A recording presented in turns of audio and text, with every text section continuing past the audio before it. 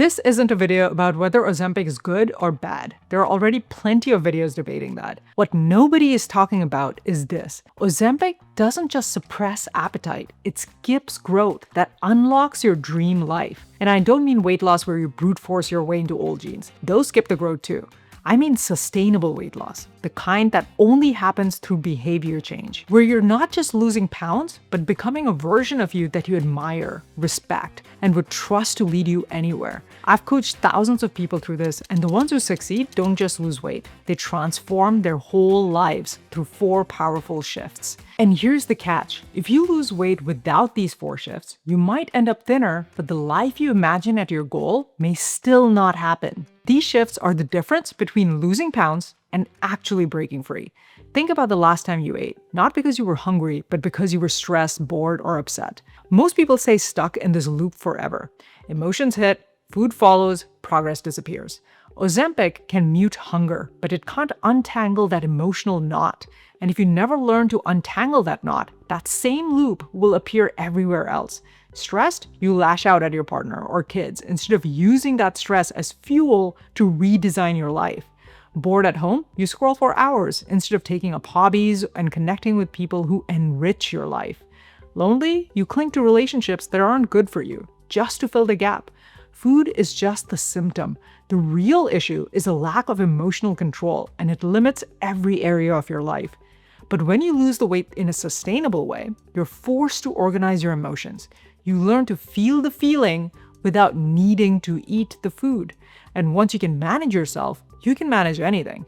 Here's Carla, who we coached on how to organize her emotions. This guidance is now becoming more and more relevant in other areas of my life. For example, I'm in midst of doing revisions on a first draft of a book I'm writing, and exactly this advice is going to map to my challenges with moving this project forward. The writing challenges being frustration, self-doubt, and the urge to quit when it gets uncomfortable. Sound familiar? If this is resonating with you, hit the like button so we can all see how many of us relate.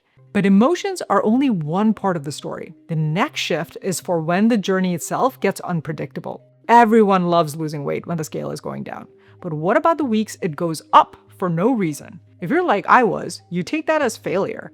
You quit, binge, or start over with a new plan. Ozempic may put you on a constant winning streak in weight loss, but your career won't climb in a straight line with politics and competition in the mix. Conflicts with your partner will make chemistry ebb and flow.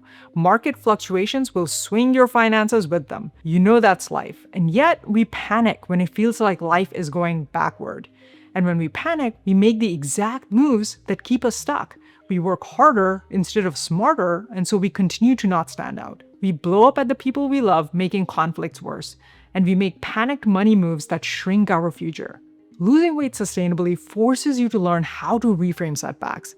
Regressions become data points, not downward spirals. And you start using that data to refine your life into an upward spiral. This is how resilience is built. And once you have resilience, there's no career, relationship, or dream you can't push through.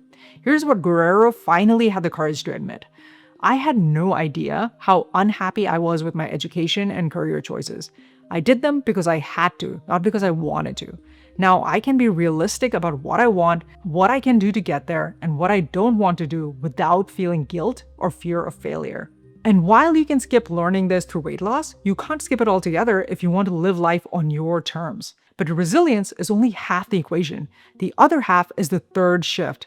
How to stick to your plan through stressful weeks, vacations, and surprises. And here's the problem. Most people try to rely on willpower, but willpower is like caffeine. It works for a while until it doesn't. Ozempic makes systems moot. Your hunger is gone, so you automatically eat in a way that causes rapid pound drops. But if you skip learning how to build systems in weight loss, you will still need to learn that skill to live a good life, like relationship systems, including date nights and cooling off rituals after fights, work systems like triage and focus blocks so projects actually get done, finance systems like budgeting and investing routines to grow your wealth month after month. The good news, once you learn to spot your own patterns, experiment, and put success on autopilot, not only does weight loss stop being a fight, you can apply the same systems to your other life goals too. Here's Angie on how this happens. The shift is working with my actual life goals. For example, when I make an excuse to not do something, I ask myself, how committed are you to your goal? And it becomes a lot easier to get through tasks. Some things need levels. You cannot just jump into peak physical fitness in a day. Same with my goals. I won't become a business owner in one day. There's a process that I need to identify to follow. Ozempic might make the scale move, but it won't teach you how to build the systems that make your whole life move. And when you stack habits on top of resilience and emotional mastery, something bigger happens. The number one regret of the dying is not having lived a life they wanted to live, without care of what others thought. This is only possible if you're willing to trust that you can take a leap and you'll land fine on the other side. Most people don't have that kind of trust. They only believe in themselves when things are easy or when someone else is watching. Ozempic makes this lack of self-trust worse. After all, it wasn't them, but Ozempic that caused the weight loss. On the flip side, sustainable weight loss forces you to build self-trust. You prove through action that you can follow through even when no one else cares. Even when you don't know how things will go, you trust you'll figure it out. That trust is freedom, because if you can trust yourself here, you can trust yourself anywhere. Anna's transformation shows exactly this. Last week had an important business event. For the first time, I did not feel I did not belong.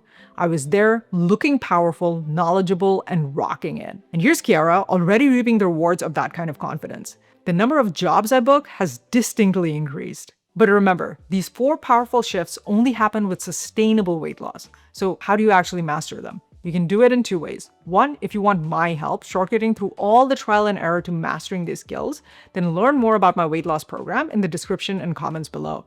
Or if you want to DIY it, then you don't want to ignore this video where I walk through the perspective shift you must make before any plan can stick long term. This video is the immunity you need to all the quick fix, shiny distractions out there. So you don't want to miss the complete step-by-step breakdown here. And always remember, you can do it.